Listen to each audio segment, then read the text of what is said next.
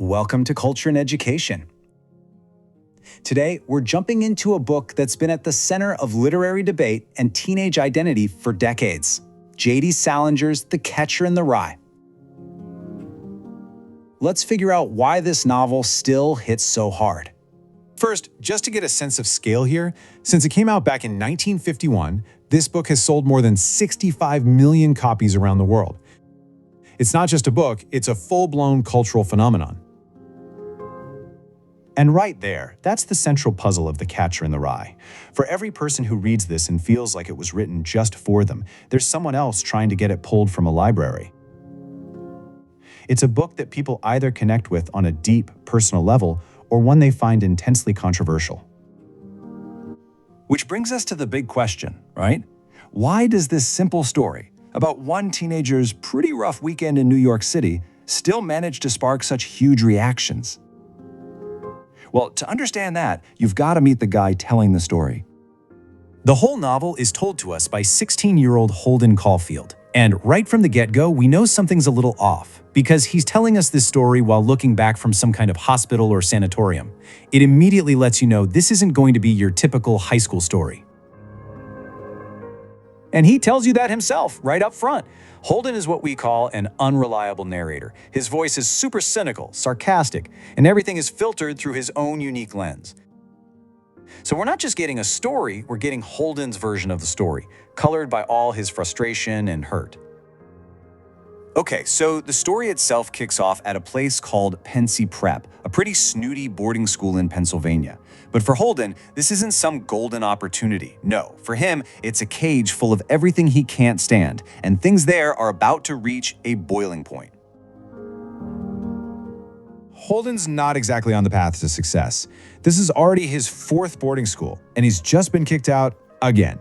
He's failing almost everything, he's totally isolated, and now he's stuck with a few days to kill before his parents find out.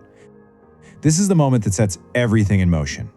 So what's Holden's real problem with Pency and with pretty much the whole world? It all boils down to one simple, powerful word: phonies. That is his absolute favorite insult for just about everyone he meets. And this is really the core of Holden's worldview. He absolutely hates hypocrisy. He can't stand people who are superficial or act like someone they're not. For Holden, a phony is anyone who isn't being 100% genuine, and in his eyes, they are absolutely everywhere. Every story has a breaking point, and for Holden, it's a fist fight with his roommate Stradlater. Stradlater is everything Holden isn't. He's handsome, popular, and to Holden, a total phony. The fight is over a girl named Jane Gallagher, someone from Holden's past who he remembers as innocent and pure. The idea of Stradlater going out with her is more than he can handle. Stradlater punches him, and that's it. Holden decides he's done. He's leaving Pency that night. So Holden hops a train to New York City. The plan? Just hide out in a cheap hotel for a couple of days until the news of his expulsion reaches his parents. But what happens instead is this lonely, increasingly desperate search for some kind of real human connection in this huge, uncaring city. His time in the city is just one failed connection after another. It's a real downward spiral. He hires a prostitute named Sunny, but all he really wants to do is talk. He goes on a date with an old girlfriend, Sally, and completely freaks her out by asking her to run away with him. He tries to have a mature drink with an older classmate, Carl, but just ends up annoying him with personal questions. Every time he reaches out, he ends up feeling more alone than before. So he's hit rock bottom, he's broke, he's totally isolated, and in a moment of desperation, he does something really impulsive. He sneaks back into his family's apartment to see the one person in the world he actually trusts, his little sister, Phoebe. Now, Phoebe is incredibly sharp. She figures out immediately that he's been kicked out of school again, and she hits him with this devastatingly simple question: can you name even one thing that you actually like? And this question just stops him in his tracks. For the first time, it forces him to try and explain what's underneath all that anger and cynicism. And this is what he comes up with. It's this beautiful, kind of strange idea he has, based on a Robert Burns poem he misheard. He imagines all these little kids playing in a huge field of rye right next to a cliff. And his job, his only job, is to catch them if they get too close to the edge. And there it is. That's the heart of the book. That's what the title means. Suddenly you realize that Holden's rebellion isn't just random anger. It comes from this incredibly deep desire to protect the innocence of children from the phony, complicated adult world that he's being forced to join. Now, when you have a book with that kind of raw, emotional center, you can see why it would have such a powerful and frankly polarizing legacy.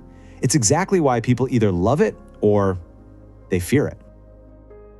And you can really see the two sides of the coin here. The very things that people praise, like its authentic, raw voice and its critique of society, are the exact same things that its critics point to as being dangerous. For some, it's an honest look at growing up. For others, its language and rebellious attitude are a threat to tradition and family values. And believe me, this isn't a new debate. This book has been a lightning rod for controversy since it was published. I mean, a teacher in Tulsa was actually fired in 1960 just for assigning it. For over 20 years, it was the most censored book in America. It was even accused of being part of a communist plot. The fight over this book has been long and intense. So don't go looking for a neat, tidy ending because the book doesn't give you one. It all ends very quietly. Holden takes Phoebe to a carousel in Central Park, and as he stands there in the pouring rain, just watching her go round and round, he feels this moment of pure, uncomplicated happiness. It doesn't solve his problems, but it is a real glimmer of hope. And that brings us right back to the question that people are still arguing about today. Is Holden Caulfield this profound, timeless symbol of rebellion against a phony world, or is he just a whiny, privileged kid who can't handle the idea of growing up? You know, the fact that we're still debating it is probably the surest sign that it's a true classic. If you found this insightful, please subscribe to the Culture and Education channel. We've got a lot more deep dives into classic literature and big ideas coming your way.